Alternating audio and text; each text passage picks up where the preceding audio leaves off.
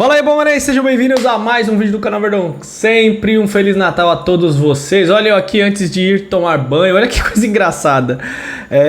Procurando aqui informações do Palmeiras, vendo possíveis chances do Palmeiras no mercado aqui. E aí me deparei com uma informação e falei, ah não, essa daqui eu vou falar só amanhã. Aí minha filha falou assim pra mim, não pai, você tem que falar hoje, porque é o seu trabalho, você tem que informar os torcedores. Então assim... recebi um ultimato, então bora lá galera, lembrando mais uma vez, uma ótima noite de Natal, um excelente dia para todos vocês de coração. Bom galera, o negócio é o seguinte, o Palmeiras está mirando primeiro volante, segundo volante, zagueiro, o Palmeiras está atrás de um zagueiro e também um atacante, um ponta, um jogador de velocidade, fora se não saírem outros atletas, tá? O nome agora da vez é o Marlon Freitas. Inclusive eu falei dele esses dias, algumas pessoas gostaram, outras não. Porque, repito galera, o Fabinho tem que acontecer aquelas coisas que eu falei. Rescindir o contrato, ele tem que abrir mão de dinheiro, então precisa acontecer isso para que o Palmeiras tenha chances de contratar o Fabinho. E o Marlon Freitas é um jogador que o Botafogo está ali colocando à disposição para negociar. Eu acho um jogador, um bom volante, para ser bem sincero, tá gente? Gosto é de cada um. Vai ter gente que vai falar que é bagre, né? Aquelas histórias todas. Tem gente que vai falar que é bom jogador, por exemplo. Pra mim é muito mais jogador que o Martins. Muito mais.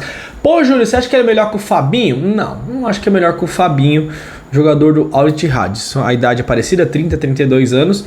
E o São Paulo tá interessado no Marlon Freitas. Outro jogador que pode entrar no radar de clubes do Brasil é o Gregore. Pode ser que ele que tá lá no Al-Rayyan do Catar, saiu quando foi campeão lá pelo Botafogo. Pode ser que também faça uma rescisão e fique à disposição. O Gregore é um nome que o Palmeiras já quis. Então se entrar no mercado, vai entrar no radar do Palmeiras também.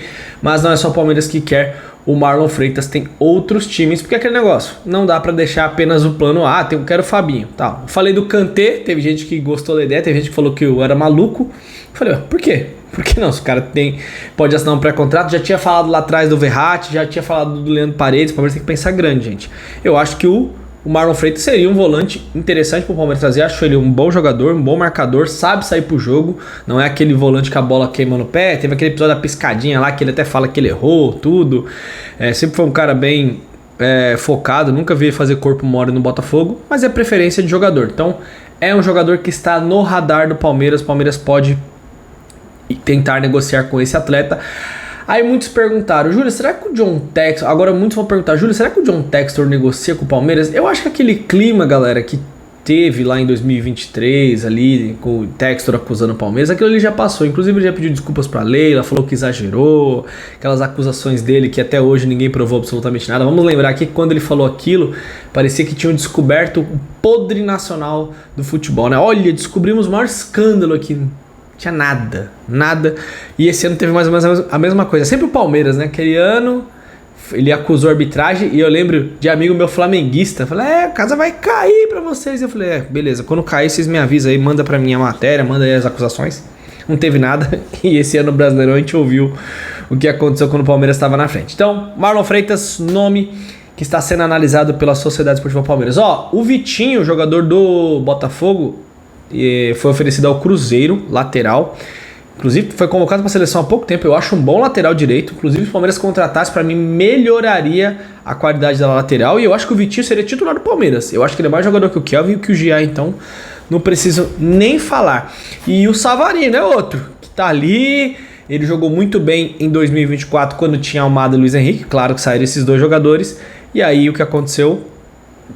Obviamente eles caíram de nível. Também acho um jogador bem interessante para você ter no elenco. Quando eu falo elenco, galera, que se vai ser titular ou não, tudo depende do jogador, do que ele vai desempenhar, o que ele vai mostrar de futebol. Eu acho que são jogadores que dentro do cenário nacional poderiam ajudar o Palmeiras assim na temporada 2025. Só uma curiosidade aqui, segundo as informações, o Zenit fez uma proposta pro Vasco pelo Rayyan de 30 milhões de euros.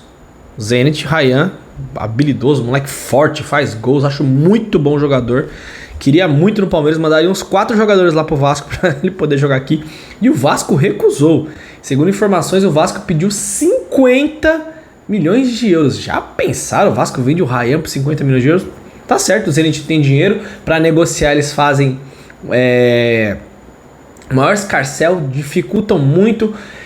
pedem valores absurdos, inclusive o Gerson foi, mais uma vez falaram essa semana, informação do Felipe Silva, o Gerson foi oferecido ao Palmeiras e pro Cruzeiro, só que aí agora estão falando em 40 milhões de euros. Quem tá lá no Zenit não bate muito bem das ideias, não, com todo respeito, porque 40 milhões de euros no Gerson, que é o Messi agora de 2012, é uma loucura.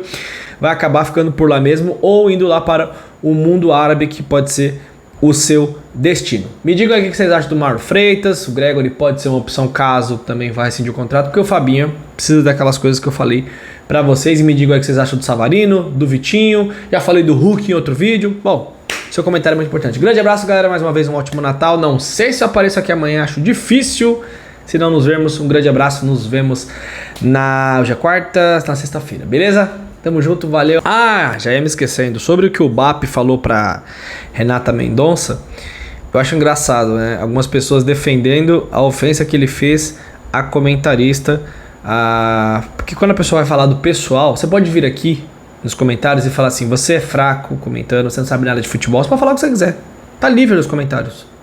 Só que aí quando você vai pra agressão verbal, quando você perde a razão completamente. O seu embasamento da opinião que você ia dar, quando você coloca uma ofensa, você perde completamente o fio da meada. Por exemplo, aquele José Corona Neto, filho, nunca sei qual que é o último nome dele.